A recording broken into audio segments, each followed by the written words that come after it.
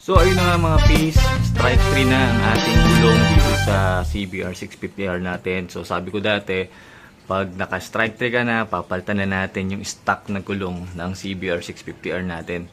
So ito, papakita ko sa inyo yung butas, yung pangatlong nakadali sa ating CBR 650R. Actually, ang dami pala oh. So ito. So, ayan mga piece, ang una. So, yan. Ito yung pangalawa. Grabe, oh. Kawawang kawawa talaga yung gulong ko dito. Strike 3, strike 4. Apat na pala sila mga piece. So, diretso na tayo sa tire guys. Burol main. Para papalitan na to ng road 6. Let's go.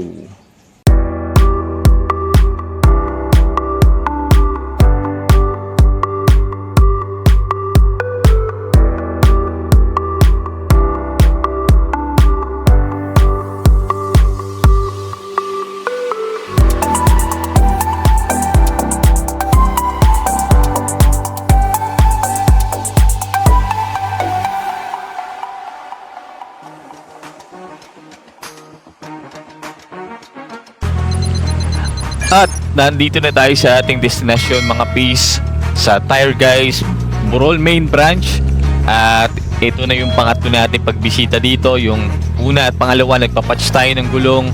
So pangatlo, ito na, magpapapalit na tayo ng Road 6. At sana ay wala na ang sumpa mga piece.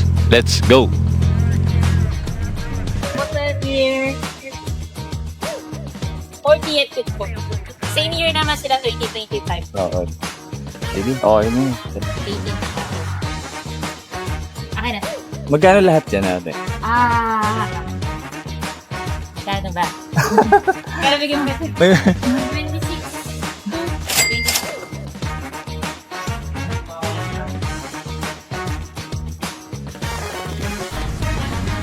At sinisimula na nga mga piece na tanggalin ang gulong ng ating CBR 650R para palitan na ng bago. Ayan. Pati tanggal talaga yung ano? Okay. Okay.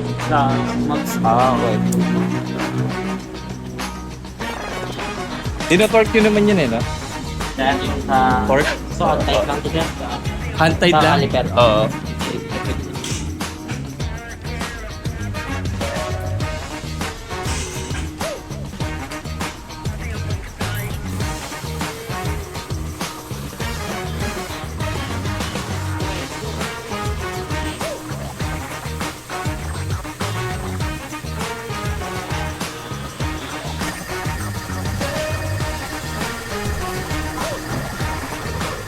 Tingnan mo boss, matigas na yan. Nakaapat na tusok na yung gulong ko eh. Nakaapat na ito. Oo. Yung kapal pa eh, no? Kaso, Ito marami na. dami na eh. Dami ng punch. Oh. Yun, dalawa. Tapos, yung bago, ngayon lang. May dalawang bago. Ang galing eh. Lapitin Pag ganun eh, pag ganun. Bandang gitna yun eh.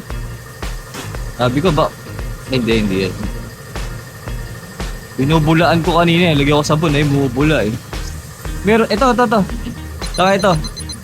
Yan. Bumubula eh. Sayang eh. Wala na. Baka pag nagbago ang gulong, magbago na yung ano. Mali sa lapitin ka ano. Dikit na dikit yung mga ano eh, panusok eh.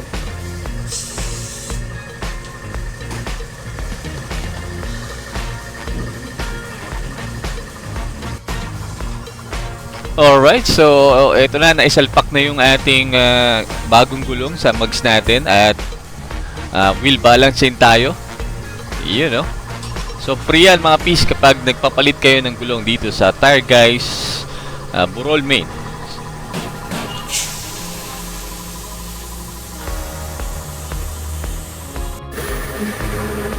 Ay, kala ko abot ng 3 taon yung gulong natin mga piece, pero pinatakti tayo ng mga ano, ng mga tornilyo, mga pako at kung ano-ano pa. Yan, yung presyo nito mga piece.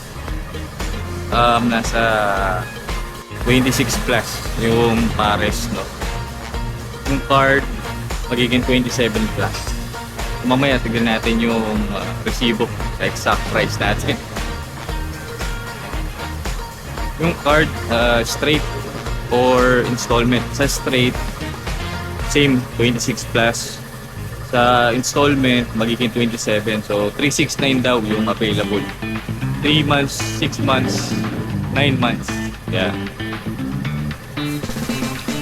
Alright, so tapos na yung picture taking. Ayan, so kukunin ni ate yung mileage ng ating motorsiklo para sa kanilang record. At ayun, goods na. Ito na yung ating bagong gulong officially, no? Ayan. At based sa kanilang resibo, ang presyo ng ating Road 6, Michelin Road 6 ay tumataginting na 26,200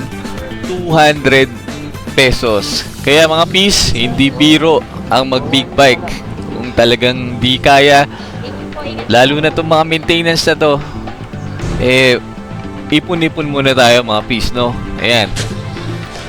So mahirap na, baka tayo hindi maka-sustain, no? Sa pangangailangan ng ating mga motorsiklo, no? Kaya bago tayo mag-proceed na bumili, i-consider natin itong maintenance ng ating motor, yung presyo ng mga maintenance, no? Ayan, para hindi tayo mabigla. So, uwian na tayo mga pis.